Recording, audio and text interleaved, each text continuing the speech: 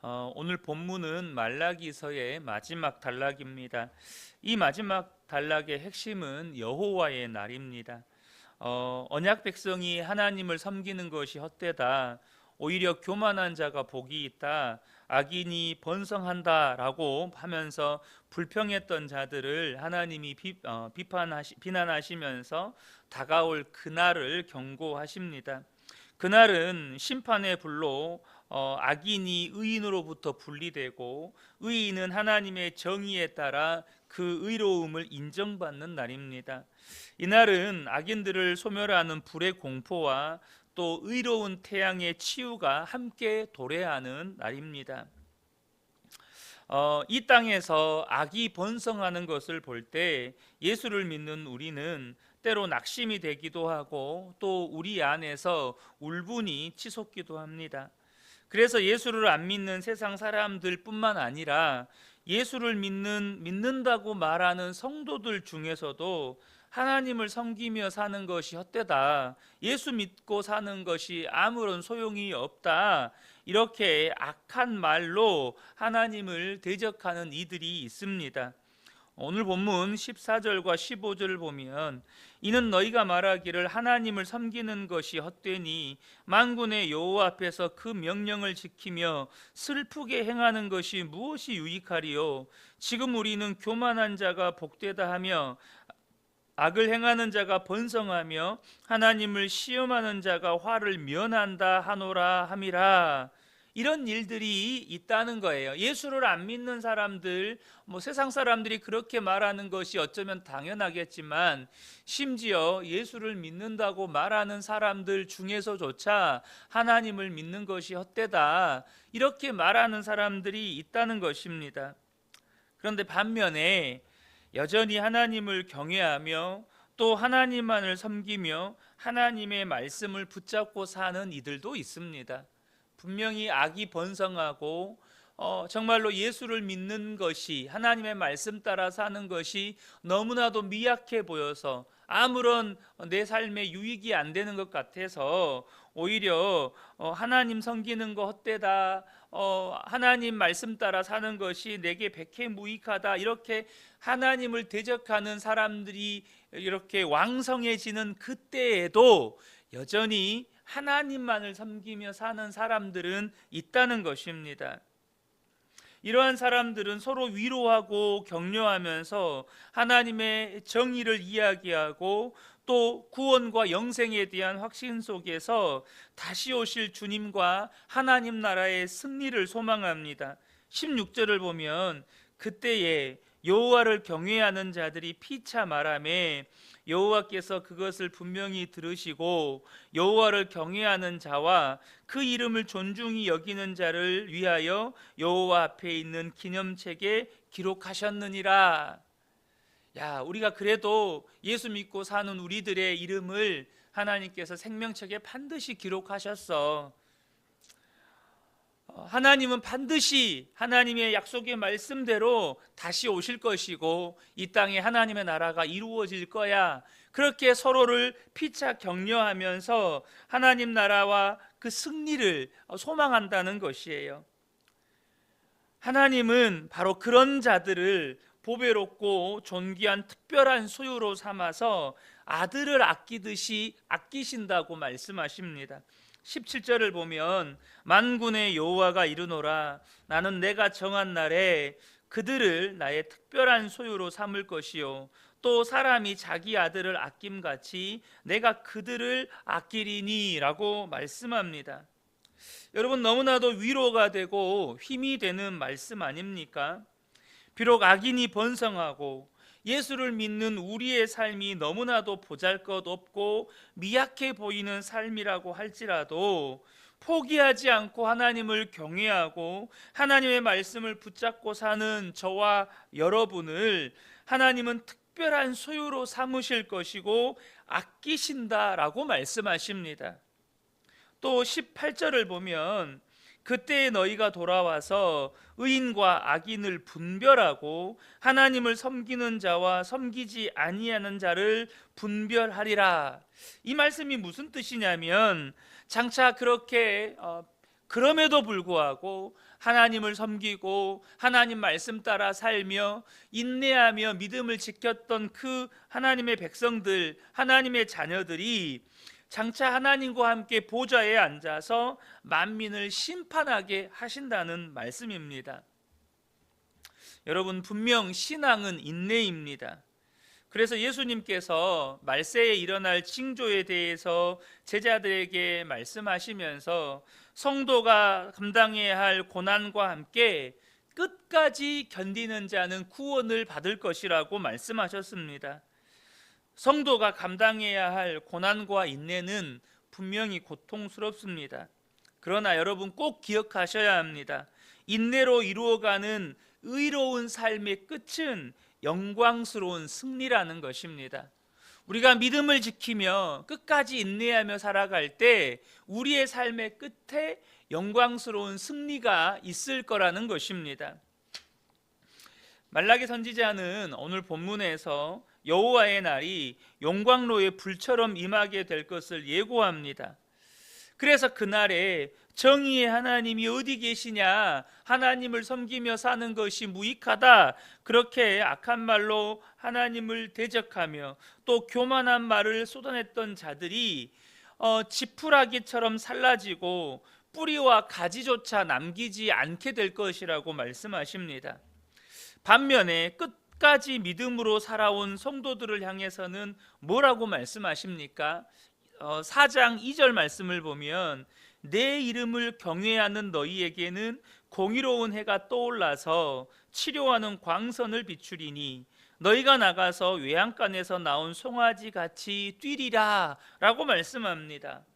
바로 공의로운 해가 떠올라서 끝까지 믿음을 지키며 인내한 성도들에게 치료하는 광선을 비추셔서 외양간에서 나온 송아지처럼 뛰게 하신다라고 말씀합니다. 여러분, 하나님을 경외하고 하나님의 말씀을 따라서 믿음을 지키며 산다는 것은 이 악한 세대를 거슬러 오르는 것입니다. 이 세대를 거스르는 거예요. 여러분, 바다에 살던 연어가 산란 시기가 되면 자기가 태어났던 곳을 향해서 강을 거슬러 오르기 시작합니다. 그 강을 거슬러 오를 때 연어는요, 강을 거슬러 오르는 것만으로도 많은 상처를 입고 또 기진맥진합니다. 그런데 이렇게 강을 거슬러 올라가다 보면 연어를 사냥하는 곰을 만나기도 합니다. 그러면서 곰의 발톱에 핥히기도 하고 죽기도 합니다. 그렇게 만신창이가 되어서 산란 장소에 도착하면 이내 남은 힘을 다해서, 죽을 힘을 다해서 산란을 하고 그 생애를 마무리하게 됩니다. 여러분, 믿음으로 산다는 것은 이와 같습니다. 우리가 이 악한 세대를 거슬러서 믿음으로 살 때 정말로 죽을 힘을 다해 사는 것입니다. 때로는 그렇게 이 악한 세대를 거슬러 올라갈 때 세상의 조롱과 세상의 비난과 또 세상의 핍박으로 인하여서 우리 마음에 여기저기 상처가 남습니다. 여기저기 아픔이 남습니다. 그래서 정말로 우리 어떻게 보면 그리스도인의 삶의 끝은 어떻게 보면 만신창이가 되어 있는 모습으로 서는 것입니다. 분명히 우리의 인생의 끝은 믿음 지킨다고, 그 믿음으로 이 세상 거슬러 오른다고 우리의 인생의 끝에 서 있는 우리의 모습들이 어쩌면 만신창이가 되어 있는 거예요. 야곱이 고백했던 험한 세월을 살았습니다 라고 말했던 것이 어쩌면 저와 여러분이 마지막에 만신창이가 되어서 하는 고백일 수도 있습니다. 그런데 우리에게 소망이 무엇입니까? 바로 여러분, 의로운 해가, 공의로운 해가 떠올라서 만신창이가 된 저와 여러분에게 치료의 빛이 비추게 된다는 것입니다. 우리 주님 다시 오시는 그날에 우리에게 치료의 빛을 비추셔서 그 모든 눈물과 아픔과 상처를 닦아주시고 치유해 주신다는 거예요. 그래서 요한계시록 21장에 이 땅에 임하게 될 영원한 하나님 나라에 대해서 설명하는 구절 중에 이런 구절이 있습니다. 계시록 21장 4절에 모든 눈물을 그 눈에서 닦아주시니 다시는 사망이 없고 애통하는 것이나 곡하는 것이나 아픈 것이 다시는 있지 아니하리니 처음 것들이 다 지나갔음이러라. 여러분, 우리가 예수를 믿을 때 상처 없이 살 수 없습니다. 아픔과 고통 없이 살 수 없어요. 물론 예수를 안 믿고 살아도 상처받고 또 아픔과 고통 속에 삽니다. 인생 자체가 여러분 고통의 연속이라고 말하지 않습니까? 그런데 예수를 믿으나 안 믿으나 분명히 삶에 아픔이 있고 고통이 있는데, 예수를 믿는 믿음을 끝까지 지킨 성도들에게 주어지는 은혜가 무엇입니까? 우리 주님이 다시 오시는 그날에 공의로운 해가 떠올라서 우리를 치료하는 빛을 비추어 주신다는 거예요. 우리 눈에서 눈물이 씻겨가고 우리 마음에 있는 모든 고통과 상처가 씻겨 나간다는 것입니다. 그리고 다시는 눈물이나 애통하는 것이나 아픈 것이나 사망이 없게 된다는 것입니다. 사랑하는 성도 여러분, 그날을 저와 여러분이 기대하고 고대하셨으면 좋겠습니다. 그러므로 저와 여러분에게 이 여호와의 크고 두려운 날이 임하기 전에 우리가 율법, 그러니까 곧 하나님의 말씀을 기억하고 붙들어야 한다는 것입니다. 은혜로 구원을 주시고 언약을 맺었던 순간을 상기하면서 율법이 명령한 그 공의와 인애를 실천하며 살아야 한다는 거예요. 4절 말씀에 너희는 내가 호렙에서 온 이스라엘을 위하여 내 종 모세에게 명령한 법 곧 율례와 법도를 기억하라. 크고 두려운 여호와의 날이 임하기 전에 모세를 통해서 명령하신 율법을 기억하라는 거예요. 그래야 선지자 엘리야를 보내실 때 듣고 깨닫고 마음을 돌이켜서 회개에 이를 수 있게 된다는 것입니다. 만약에 하나님의 말씀 율법을 기억하지 않고 여전히 망각과 오만 속에 머문다면 보아도 깨닫지 못하는 완악함과 영적인 무지로 인해서 심판의 자리에 앉게 될 거라는 거예요. 실제로 말라기 선지자를 끝으로 하나님은 더 이상 선지자를 보내시지 않고 구약 성경도 끝이 납니다. 소위 말해서 이스라엘의 영적 암흑 시대가 오게 돼요. 자그마치 400년입니다. 그리고 그 암흑 시대를 지나서 하나님께서 예고하신 엘리야, 그러니까 곧 세례 요한이 왔을 때 이런 일이 벌어집니다. 하나님의 말씀을 기억하지 않고 하나님의 말씀을 붙들지 않았던 당시 유대인들이 예수님이 오심으로 말미암아 크고 두려운 여호와의 날이 시작되었을 그때에 하나님의 아들이신 예수님을 보아도 깨닫지를 못합니다. 예수님을 통해서 선포된 하나님의 말씀을 들어도, 천국 복음을 들어도 그들이 깨닫지를 못해요. 사랑하는 성도 여러분, 저와 여러분이 이 얼마 남지 않은 이 기회를 반드시 붙드셔야 합니다.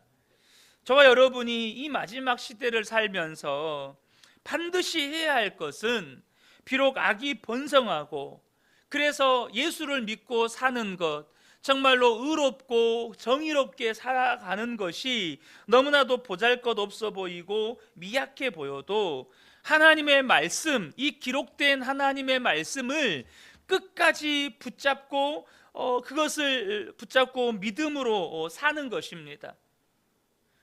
저와 여러분이 포기하지 않고 이 약속의 말씀 붙잡고 순종하며 사는 거예요. 그래야 주님 다시 오시는 그날에 저와 여러분이 승리의 자리에 앉게 되는 것입니다. 저는 우리 그은혜교회 성도님들 가운데 우리 주님 다시 오시는 그날에 단 한 분도 심판의 자리에 앉는 분이 없게 되시기를 축복합니다. 반드시 저와 여러분이 승리의 자리에 앉으셔야 돼요.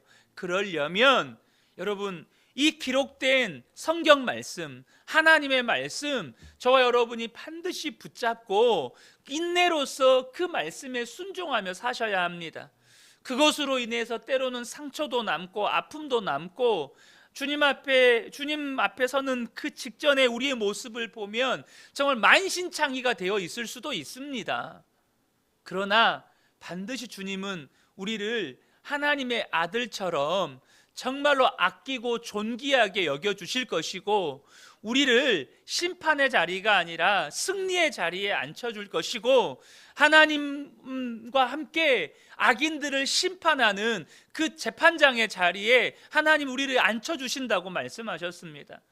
그러므로 약속의 말씀 끝까지 붙잡고 믿음을 지키며 영광스러운 승리의 자리에 앉게 되는 저와 여러분 되시기를 예수님의 이름으로 축복합니다. 아멘.